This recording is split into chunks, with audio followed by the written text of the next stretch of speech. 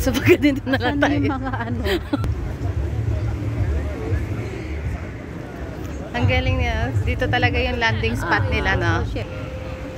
Oh, there's a lot. Akalain nyo, guys. Kanina pang mayroong akyat babakit mga sumasakay para sa skydiving. It's 1,900 dirhams. It's 30,000 pesos. So, dito kasi, pupunta kami dyan sa Taste. Titikim kami ng lahat ng pagkain for, not for free, pero nakakuha kami ng libreng ticket. Binibili kasi to pero kami nakakakuha ng libre. So, nasaan na yun? Ayan na siya.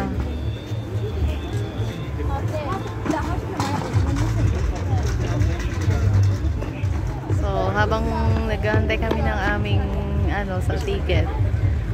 Pumunta siya doon bago siya pumunta. Paano kaya gagawin niya, no? Hindi, magaan yun. Wow, mashallah. So, there's another one coming.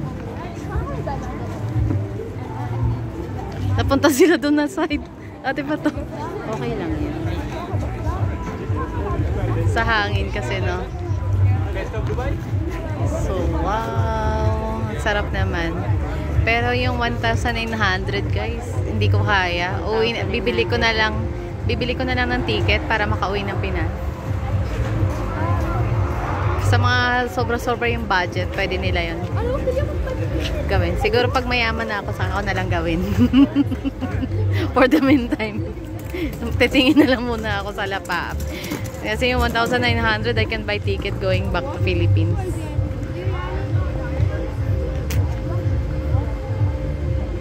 Kapag may offer pala. Pero may offer in Singapore Airlines, 1,800 lang sabi ni Honey.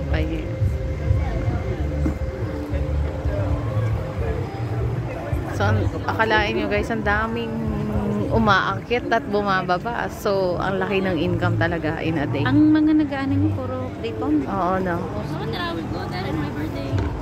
Dito? Well, yeah, me too. 1,900. so, I don't need permission. I'm already prepared. Oh yeah, I'm coming here. you're coming there on the... Saan ka, Nor? Huh? Sa akit ka din? Lilipad ka din? Mashallah. So, papasok na kami dito sa Taste of Dubai. Oh, it's happy.